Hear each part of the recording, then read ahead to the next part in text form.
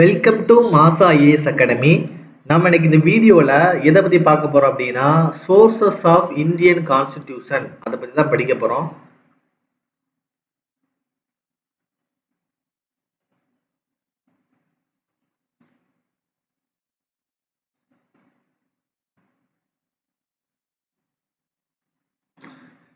So already first சாப்டரில் நம்ம இதோட இன்ட்ரடக்ஷன் பற்றி பார்த்தோம்.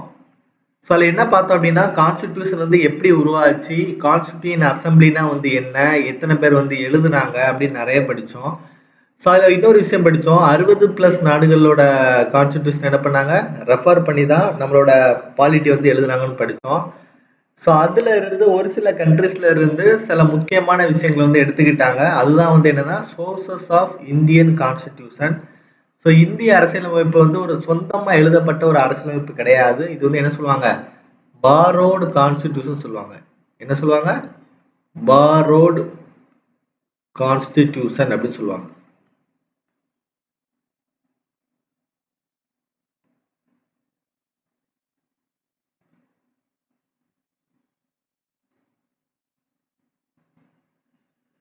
ஸோ இதில் என்னென்ன கண்ட்ரிலேருந்து எடுத்துக்கிட்டாங்க அப்படிங்கிறத பற்றி நம்ம இந்த வீடியோவில் டீட்டெயிலாக படிக்கலாம். அதுக்கு வந்து கொஞ்சம் ஷார்ட்கட் இருக்குது, அதையும் நீங்கள் யூஸ் பண்ணிக்கோங்க, சரியா? ஸோ ஃபஸ்ட்டு உள்ளது பார்த்தீங்க அப்படின்னா government of India act. Government of India act 1935, சரியா? இந்திய அரசு சட்டம், தமிழ் என்ன சொல்லுவாங்க, இந்திய அரசு சட்டம்.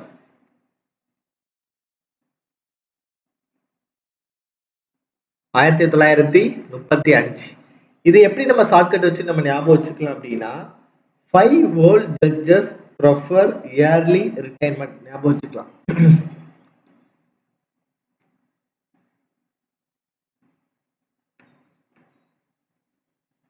ஸோ இதான் shortcut.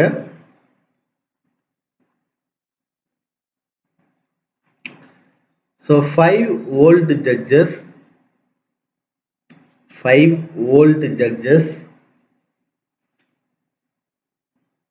prefer yearly retirement.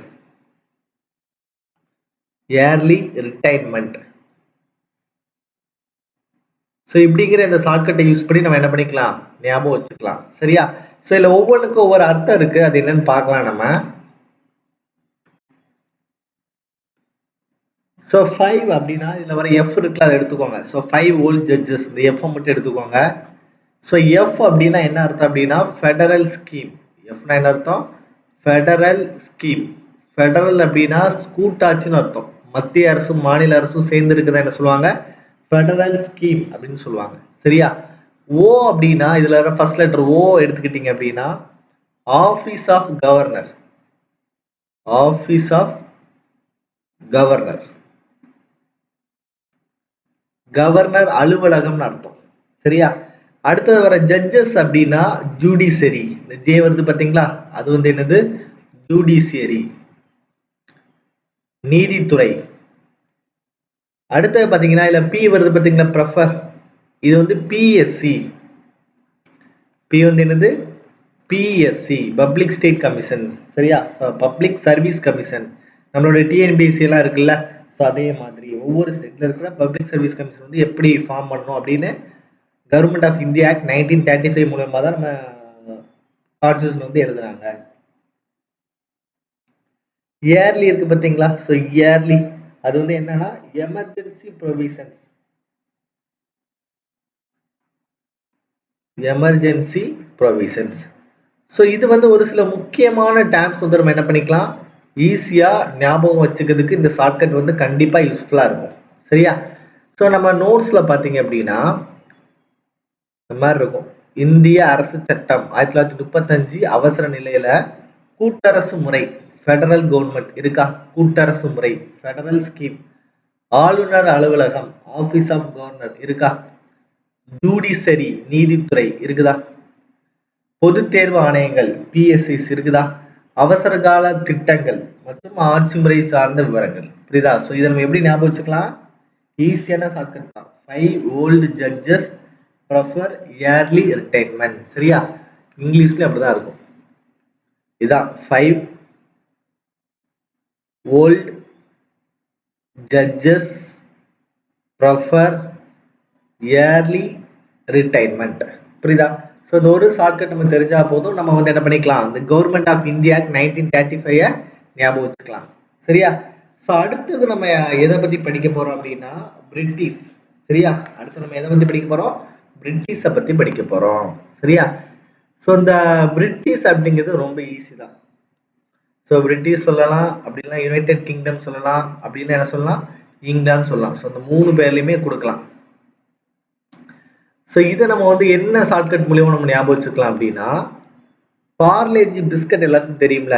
So எல்லாருமே தெரியும் பார்லேஜி பிஸ்கட். ஸோ சின்ன வயசுல நம்ம எல்லாருமே ரொம்ப விரும்பி சாப்பிட்ருப்போம், 90s கிட் எல்லாமே. ஸோ இதில் நிறைய பேர் 2K கிட்ஸ் இருக்கலாம். ஸோ நாங்களாம் 90 கிட்ஸ். ஸோ நிறைய பேர் விரும்பி சாப்பிட்றலாம், இல்லை இப்போ கூட நீங்கள் உங்களுக்கு தெரிஞ்சிருக்கலாம். சரியா? ஸோ யூகே அந்த பிரிட்டிஷ்.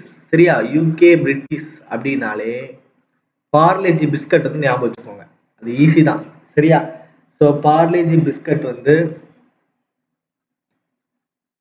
பார்லேஜி பிஸ்கட் சாப்பிட்றதுனால 90s கிட்ஸ்லாம் நல்லா வெயிட்டாக இருந்தாங்கன்னு படிச்சுக்கோங்க. நல்லா குண்டு குண்டுன்னு புஸ் புஸ்ன்னு அழகாக இருப்பாங்கன்னு சொல்லி படிச்சுக்கோங்க. சரியா?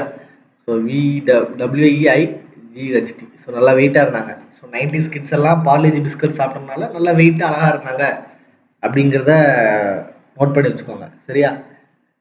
ஸோ பார்லேஜி பிஸ்கட் சாப்பிட்டனால 90s கிட்ஸ்லாம் அழகாக இருந்தாங்க. சரியா? உண்மைக்குமே 90s கிட்ஸ் அழகாக தான் இருப்பாங்க. சரியா? ஸோ இதில் பார்த்தீங்க அப்படின்னா இதோட எக்ஸ்பிளேஷன் பார்க்கலாம். ஸோ பார்லேஜில் இருக்கிற இந்த PA எடுத்துக்கலாம். பார்லேஜில் இருக்கிற இந்த PA எடுத்துக்கலாம். PA பார்லேஜில் இருக்கிற PA எடுத்துக்கலாம். PAனா வந்து என்னன்னா பார்லிமெண்ட்ரி சிஸ்டம். PAனா வந்து என்னது, பார்லிமெண்ட்ரி சிஸ்டம். நாடாளுமன்ற நடைமுறைன்னு அர்த்தம். நாடாளுமன்ற நடைமுறை எப்படி வந்து ஒரு பார்லிமெண்ட் சிஸ்டம் இருக்குது, அதோட அமைப்பு எப்படி இருக்குன்னு இதுல இருந்து எடுத்தாங்க, பிரிட்டிஷ்ல இருந்து எடுத்தாங்க. அடுத்தது இந்த R இருக்கு பாத்தீங்களா, பார்லில ஒரு நெக்ஸ்ட் ஒரு R இருக்கு பாத்தீங்களா, இது வந்து என்ன அப்படின்னா ரூல் ஆஃப் லா. சட்டத்தின் ஆட்சி. சட்டப்படிதான் எல்லாமே நடக்குது, யாரும் அவங்க இஷ்டத்துக்கு எதுவுமே பண்ண முடியாது. அதான் வந்து என்னது, ரூல் ஆஃப் லா. சரியா? அடுத்தது இருக்கிற இந்த LE இருக்கு பாத்தீங்களா, இந்த LE வந்து என்ன அப்படின்னா லெஜிஸ்லேட்டிவ் ப்ரொசீஜர். இந்த LE இருக்கு பாத்தீங்களா, அப்படின்னா என்ன அர்த்தம், லெஜிஸ்லேட்டிவ் ப்ரொசீஜர்.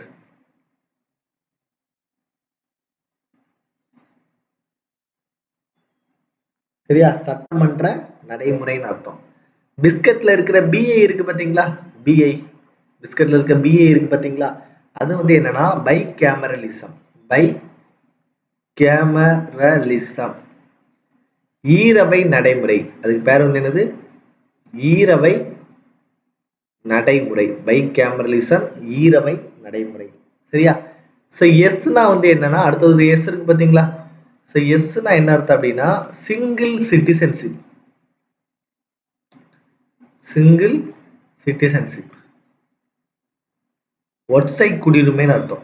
பேர் வந்து என்னது, சிங்கிள் சிட்டிசன்ஷிப். தமிழ் என்ன சொல்லுவாங்க, ஒற்றை குடியுரிமைன்னு சொல்லுவாங்க. சரியா?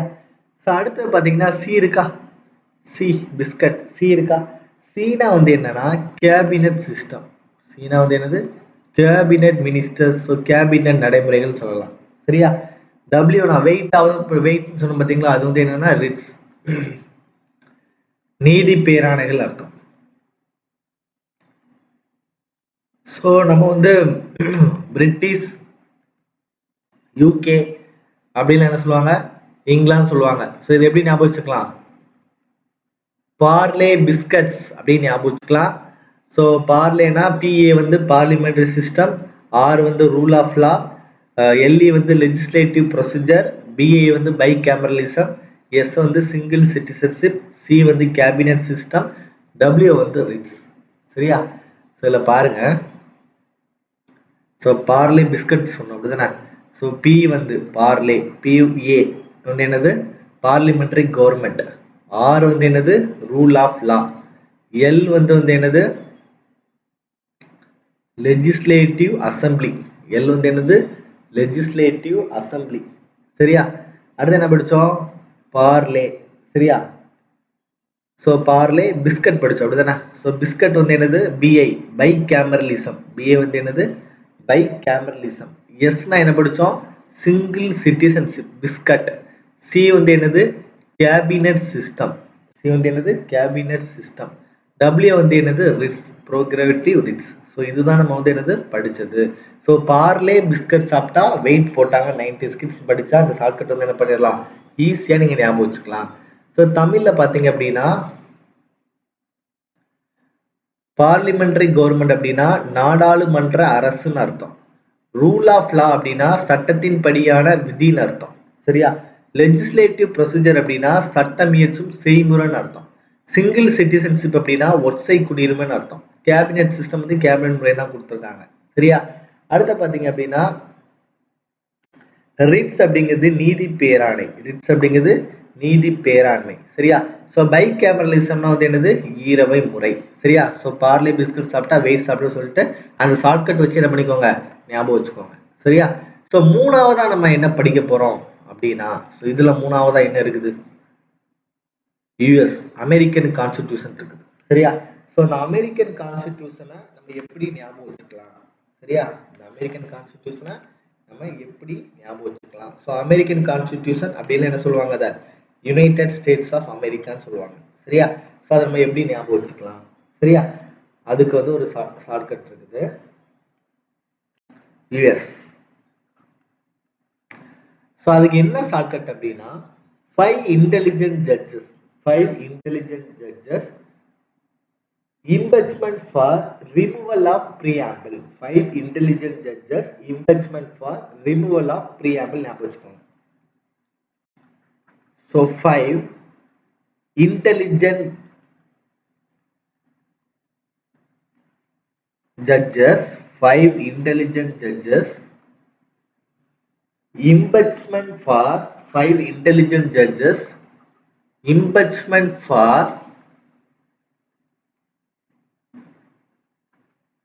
removal of preamble. என்னது removal of preamble. அப்படி இந்த ஷார்ட்கட் யூஸ் பண்ணி நம்ம என்ன பண்ணிக்கலாம் ஞாபகம் வச்சுக்கலாம். சரியா? சோ இதுல ஒவ்வொரு டேமுக்கும் ஒரு அர்த்தம் இருக்கு. அது என்னன்னு சொல்லிட்டு நம்ம என்ன பண்ணலாம் பிரீஃபாவே பார்க்கலாம். இதுல 5 அந்த எஃப் அப்படின்னா என்ன அர்த்தம் அப்படின்னா 5ல இருக்கிற அந்த எஃப் அப்படின்னா என்ன அர்த்தம் அப்படின்னா ஃபண்டமெண்டல் ரைட்ஸ். ஸோ எஃப்னா என்ன அர்த்தம் ஃபண்டமெண்டல் ரைட்ஸ். ஃபண்டமெண்டல் ரைட்ஸ் அடிப்படை உரிமைகள் அர்த்தம். அடிப்படை உரிமைகள். சரியா? ஸோ தமிழ் என்ன சொல்லுவாங்க அடிப்படை உரிமைகள் சொல்லுவோம். ஒரு நிமிஷம்.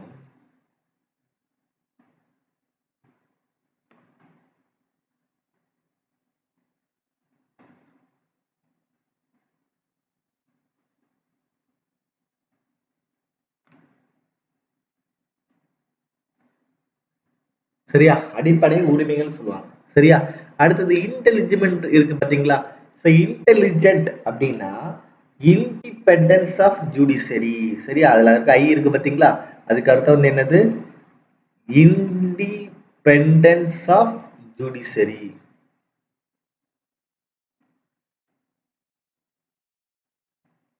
Independence of judiciary. சரியா? அப்படின்னா தமிழ்ல வந்து அர்த்தம் வந்து என்னது சுதந்திரமான நீதித்துறை. தமிழ்ல வந்து அர்த்தம் வந்து என்னது சுதந்திரமான நீதித்துறைன்னு அர்த்தம். சோ இத வந்து நோட் பண்ணிக்கோங்க.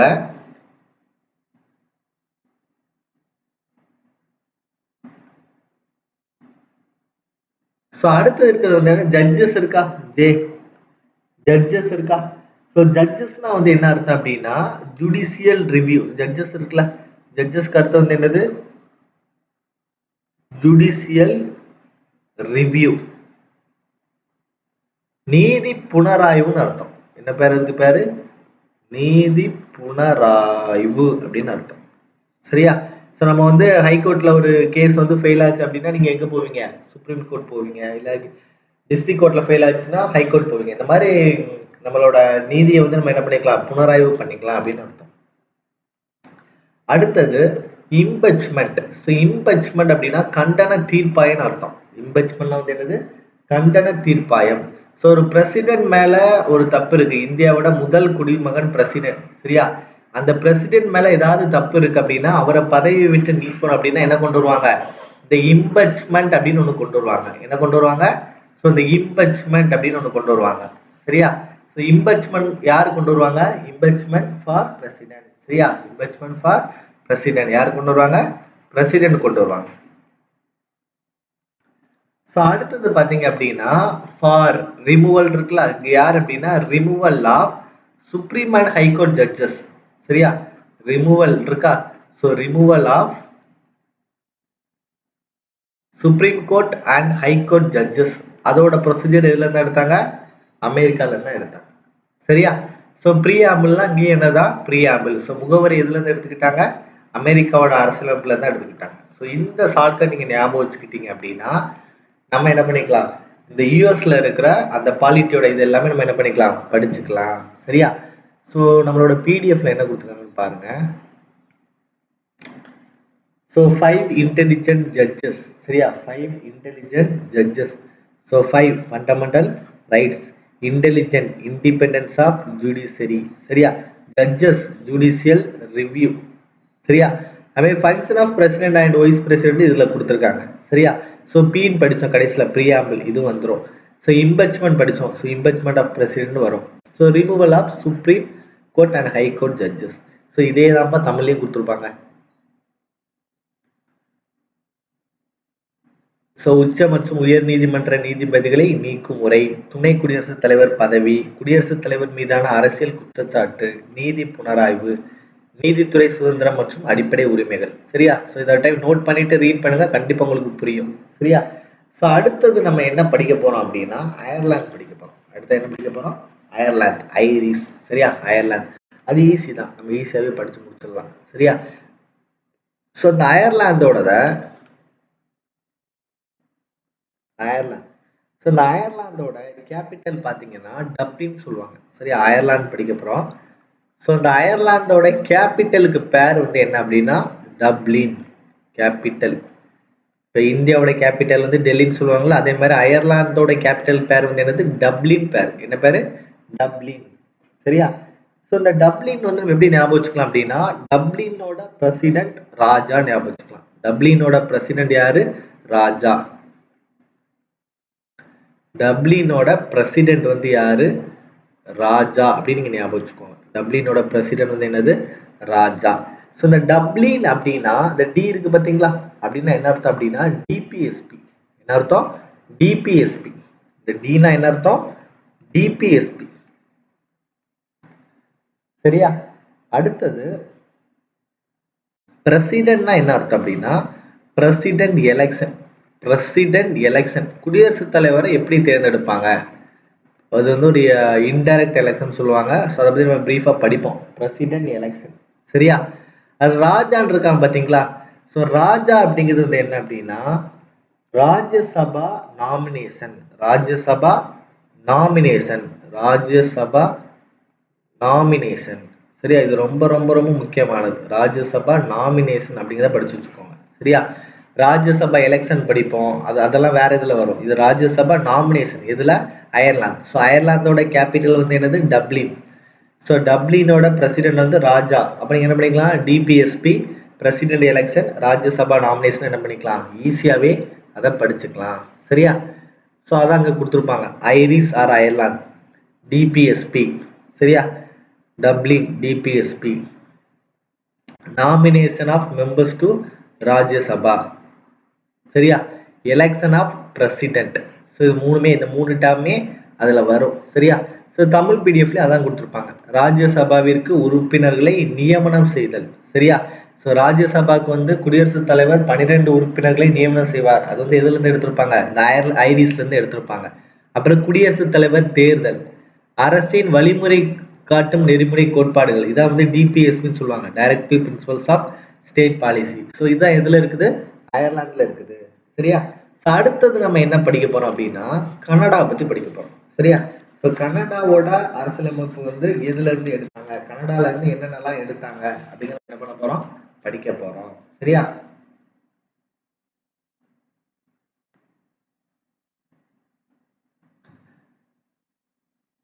ஸோ இதை நம்ம எப்படி ஞாபகம் வச்சுக்கலாம் அப்படின்னா ஃபார் கனடா ஞாபகம் வச்சுக்கலாம். ஸோ கனடா வந்து எப்படி ஞாபகம் வச்சுக்கலாம், ஃபார் கனடா அப்படின்னு ஞாபகம் வச்சுக்கலாம். So Canada for Canada. Canada வந்து ரொம்ப தூரமா இருக்கு அப்படின்னு ஞாபகம் வச்சுக்கலாம். ஃபார் கனடா தான் 2 தப்பா எழுதிருக்கேன். ஸோ ஃபார் கனடா அப்படின்னு ஞாபகம் வச்சுக்கோங்க. சரியா? ஸோ ஃபார் கனடால ஒரு ஆயில் கம்பெனி இருக்குது. என்ன இருக்குது? ஒரு ஆயில் கம்பெனி இருக்குது. இதுதான் ஷார்ட்கட். ஃபார் கனடானா ஒரு ஆயில் கம்பெனி இருக்குது. ஸோ எஃப்னா வந்து என்ன அர்த்தம் அப்படின்னா இதுல எஃப்னா federation with strong centre. Federation with strong centre. So இதுல எஃப்னா என்ன அர்த்தம் அப்படின்னா ஃபெடரேஷன் வித் ஸ்ட்ராங் சென்டர். வலிமையான கூட்டாட்சின்னு அர்த்தம். மத்தியில் வலிமையான கூட்டாட்சின்னு அர்த்தம். Federation with strong centre. மத்திய மாநில அரசு அப்படின்னு படிச்சிருப்போம். ஸோ ஸ்டேட்ல இருக்குது மத்திய அரசு, சென்ட்ரல்ல இருக்குது மாநில அரசு. அதான் federation with strong centre. So மத்திய அரசுக்கு தான் வலிமை வந்து ரொம்ப அதிகமா இருக்கும். ஸோ அவங்களை டிபெண்ட் பண்ணி தான் எல்லாருமே இருப்பாங்க. அதான் ஃபெடரேஷன் வித் ஸ்ட்ராங் சென்டர். சரியா? அடுத்தது ஒரு ஏ பார்த்தீங்க அப்படின்னா appointment of state government. Appointment of state government. ஒரு ஸ்டேட் கவர்மெண்ட்டை எப்படி அப்பாயின்மெண்ட் பண்றது? Appointment of state government. அடுத்தது பாத்தீங்க அப்படின்னா இன்னொரு ஏ இருக்கு பாத்தீங்களா? 2வது ஒரு ஏ இருக்கு தெரியுமா? அது வந்து என்ன அப்படின்னா advisory jurisdiction of supreme court. சரியா? Advisory jurisdiction of supreme court. Advisory jurisdiction of supreme court. சரியா? அடுத்தது ஆர் பாத்தீங்கன்னா ஃபாருக்கு ஆர் வந்து என்னன்னா residuary power with the centre. Residuary power with the centre.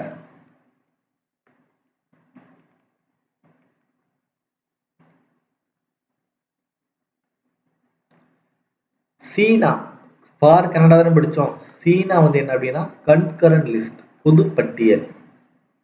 So இது எல்லாமே கனடால இருந்து எடுத்தாங்க. சரியா? ஸோ என்ன கொடுத்துருக்காங்க நம்ம பார்க்கலாம் நம்ம பிடிஎஃப்ல. So federation with a strong centre is also called as a quasi federal government. Quasi, இது பேர் வந்து என்னது? குவாசி ஃபெடரல் கவர்மெண்ட் சொல்லுவாங்க. சரியா? அப்புறம் residuary powers, appointment of state governors, advisory jurisdiction of the supreme court. So இது எல்லாமே நம்ம பார்த்தோம். சரியா? ஸோ தமிழ்ல என்ன கொடுத்துருப்பாங்க அப்படின்னா ஒரு வலுவான மையத்துடன் கூடிய கூட்டமைப்பு, அரை மத்திய அரசு என்றும் அழைக்கப்படுகிறது. குவாசி ஃபெடரல் கவர்மெண்ட் அப்படின்னு என்ன பண்றாங்க? கூப்பிடுறோம் பேர். சரியா? அப்புறம் உச்ச நீதிமன்ற ஆலோசனை எல்லைகள் ஆளுநர் மத்திய அரசால் நியமனம் செய்யப்படுகிறது. ஆளுநர் வந்து மத்திய அரசால் நியமனம் பண்றாங்க. அடுத்தது மீதமுள்ள அதிகாரங்கள் மத்திய அரசில் இருப்பது உறுதியான மத்திய அரசு, மத்தியில் வலிமையான கூட்டாட்சி அப்படிங்கிறத சொல்றாங்க. அதாவது நிறைய பவர் வந்து எங்கதான் இருக்குது? மத்திய அரசுல தான் இருக்குது அப்படிங்கிறத சொல்றாங்க. சரியா? ஸோ அடுத்தது நம்ம எதை பத்தி படிக்க போறோம் அப்படின்னா ஆஸ்திரேலியா கவர்மெண்ட். அடுத்து நம்ம எதை பத்தி படிக்க போறோம்? Australia government. சரி, ஆஸ்திரேலியால என்னென்ன இருக்குது, ஸோ என்னென்ன நம்ம எடுத்துக்கிட்டோம், என்னென்ன சோர்சஸ் வந்து எடுத்தோம் அப்படிங்கிறத படிக்க போறோம். ஸோ இந்த ஆஸ்திரேலியாவோட சிம்பிள் வந்து நமக்கு என்ன தெரியும் அப்படின்னா லோகோல நீங்க எடுத்து பார்த்தீங்க அப்படின்னா நான் ஆக்சுவலா இங்க ஒரு இது வச்சிருந்தேன். ஸோ இதான் அது. ஸோ ஆஸ்திரேலியாவோட அந்த லோகோ. சரியா? ஸோ ஆஸ்திரேலியாவோட லோகோல என்ன இருக்கும் அப்படின்னா கங்காரு இருக்கும், ஆஸ்ட்ரிச் இருக்கும். ஸோ 2 எண்ணம் இருக்கும். 2 எண்ணம் இருந்துட்டு அதோட லோகோவை தூக்கி பிடிக்கிற மாதிரி இருக்கும். அதான் ஜாயிண்ட் சிட்டிங். 2 பேரும் சேர்ந்து இருக்கிற மாதிரி இருக்கும். Joint sitting. ஸோ அதை வச்சா நம்ம வந்து இதை படிப்போம். ஸோ இதில் பார்த்தீங்க அப்படின்னா உங்களுக்கு ஆஸ்திரேலியா அப்படின்னா அந்த கங்காரு ஆஸ்ட்ரிச் ஞாபகம் வந்துடும். ஆஸ்திரேலியா ஆஸ்திரேலியா ஆஸ்திரேலியா அப்படின்னாலே உங்களுக்கு என்ன ஞாபகம் வந்துடும்? அந்த கங்காரும் ஞாபகம் வந்துடணும். அதுக்கப்புறம் உங்களுக்கு என்ன ஞாபகம் வந்துடணும்? ஆஸ்ட்ரிச் ஞாபகம் வந்துடணும். ஆஸ்ட்ரிச் அதுவும் உங்களுக்கு என்ன வந்துடணும்? ஞாபகம் வந்துடணும். சரியா? ஸோ கங்காரும் ஆஸ்ட்ரிச்சும் கூலா இருக்குது. கங்காரும் ஆஸ்ட்ரிச்சும் கூலா இருக்குதுன்னு ஞாபகம் வச்சுக்கோங்க. சரியா? ஸோ இதில் பார்த்தீங்க அப்படின்னா கங்காரு ஆஸ்ட்ரிச் இது ரெண்டுமே சரியா? ஆஸ்ட்ரிச் சரியா? கங்காரு ஆஸ்ட்ரிச் இது ரெண்டுமே ஒரு ஜாயின் பண்ணி ஒரு லோகல் இருக்கு. அப்பனா வந்து என்ன அப்படின்னா ஜாயிண்ட் சிட்டிங் ஆஃப் பார்லிமெண்ட். சரியா? Joint sitting of both houses of parliament.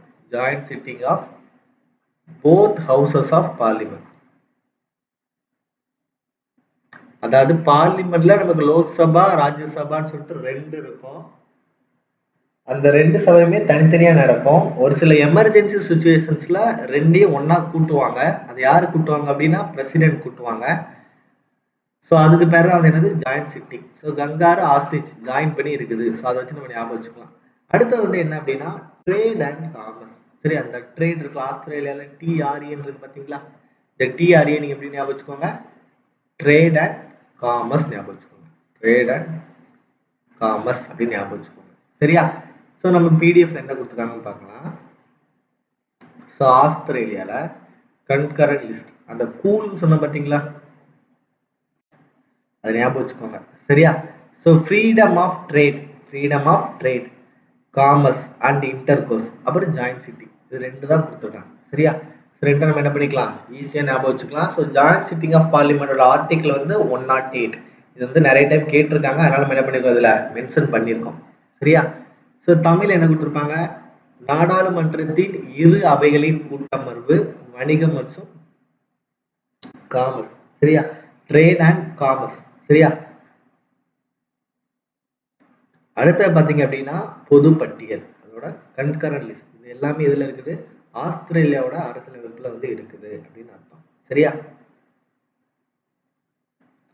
அடுத்து நம்ம எதை பத்தி படிக்க போறோம் அப்படின்னா ஜெர்மனி. அடுத்து எதை பத்தி படிக்க போறோம்?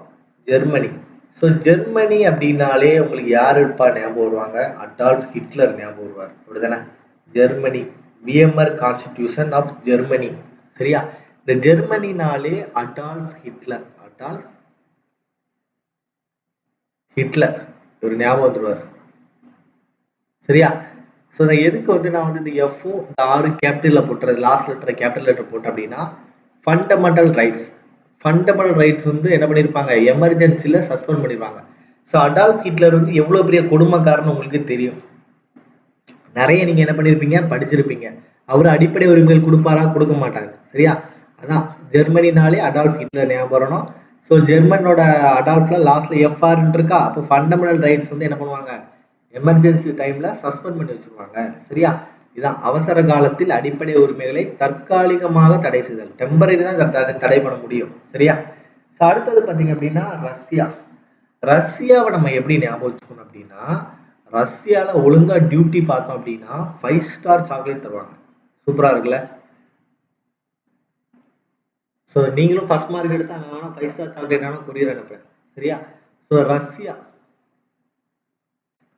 ஸோ ரஷ்யால டியூட்டி பார்த்தாங்க அப்படின்னா என்ன தருவாங்க? 5 ஸ்டார் சாக்லேட் தருவாங்க. அந்த 5 ஸ்டார் சாக்லேட் உள்ளாடி எப்படி இருக்கும்? சூப்பரா ஜெல்லியா இருக்கும், அழகா இருக்கும். அந்த ஸ்வீட் வந்து ஹார்டா இருக்காது, நல்ல ஜெல்லி மாதிரி அந்த சாக்லேட் வந்து சாப்பிட்றது நல்லா இருக்கும் அப்படின்னு ஞாபகம் வச்சுக்கோங்க. சரியா?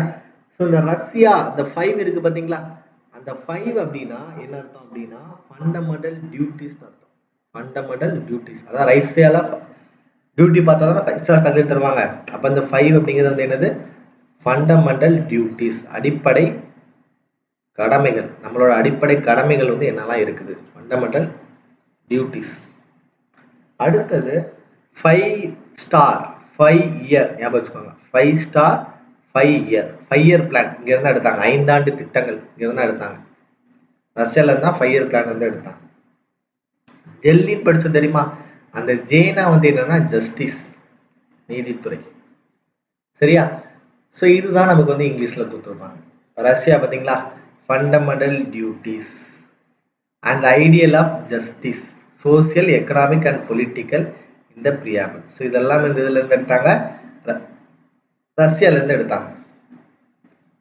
அதான் அடிப்படை கடமைகள், முகவுரையில் உள்ள நீதி குறிக்கோள்கள், சமூக, பொருளாதார மற்றும் அரசியல், இது 3மே வந்து இதுல இருந்து எடுத்தாங்க, ரஷ்யாவோட அரசியலமைப்புல இருந்து எடுத்தாங்க.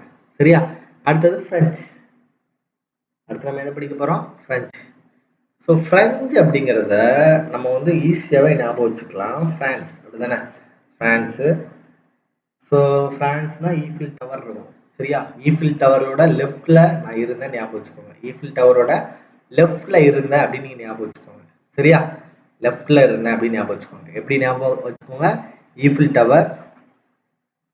ஸோ இந்த ஈஃபில் டவரோட லெஃப்ட்ல இருந்த ஞாபகம் வச்சுக்கோங்க. லெஃப்ட், அப்ப லெஃப்ட்ல ஆர் போட்டுக்கோங்க. லெஃப்ட்ல ஆர், எல்இஎஃப், அந்த டீக்கு பதில் ஆர் போட்டுக்கோங்க. இது என்ன அப்படின்னா நம்மளோட பிரெஞ்சு ரெவல்யூஷன் அப்படின்னு நம்ம படிப்போம்.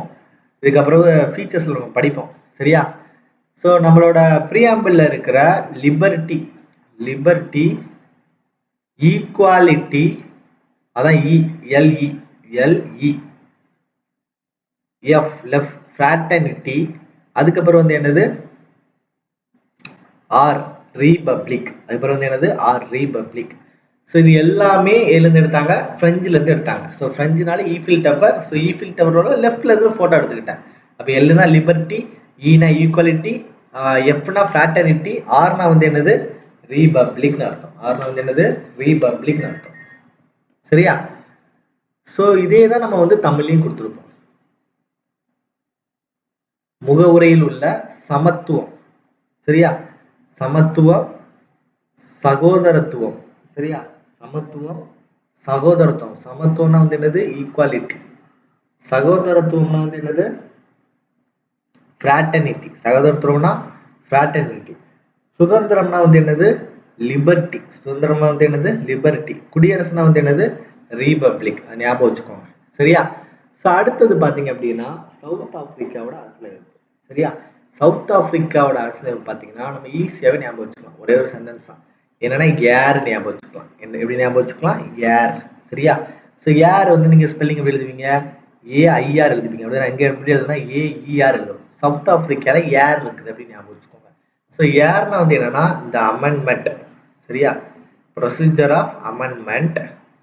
ஈனா எலெக்ஷன் ஆஃப், இஆர்னா election of Rajya Sabha. Election of Rajya Sabha. ஆர்எஸ்னா ராஜ்யசபா. ஆர்எஸ்னா வந்து என்னது ராஜ்யசபா.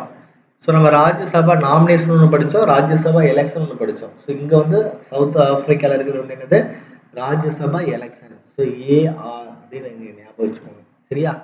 ஏஇஆர். சரி, அப்படி ஞாபகம் வச்சுக்கோங்க. சரியா? ஸோ இதான் கொடுத்துருப்பாங்க. அரசியலமைப்பு, சட்ட திருத்த செயல்முறை, அதான் அமெண்ட்மெண்ட். சட்ட திருத்த செயல்முறை தான் அமெண்ட்மெண்ட். ராஜ்யசபா உறுப்பினர்கள் தேர்தல். சரியா? ஸோ அடுத்து நம்ம எதை பத்தி படிக்கிறோம் அப்படின்னா ஜப்பான். அடுத்து எதை பத்தி படிக்கிறோம்? ஜப்பான். ஸோ ஜப்பானை பார்த்தீங்க அப்படின்னா உங்களுக்கு சட்டத்தின்படி ஆட்சி. ஜப்பான்ல என்ன இருக்கும்? சட்டத்தின்படி ஆட்சி. ஸோ இதை ஒன்று மட்டும் என்ன படிக்கோங்க? படிச்சுக்கோங்க. சரியா? இதை ஒன்று மட்டும் படிச்சுக்கோங்க. சரியா?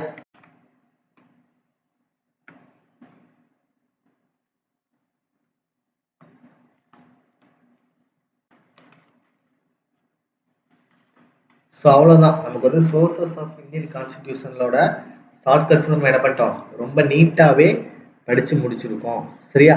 ஸோ இது நீங்கள் நல்லா புரிஞ்சுக்கிட்டீங்க அப்படின்னா நம்ம வந்து என்ன பண்ணலாம்? டக்குன்னு படித்து முடிச்சிடலாம். உங்களுக்கு கிளாஸஸ் வந்து நிறைய டைம் எடுத்த மாதிரி இருக்கும். ஆனால் படிக்கிறது வந்து ரொம்ப ரொம்ப ஈஸியாக தான் இருக்கும். ஸோ இதெல்லாம் படித்து முடிச்சிருங்க. ஸோ நம்ம அடுத்த டாபிக் வந்து என்ன பண்ணலாம்? பார்க்கலாம். So thank you so much for வாட்சிங்.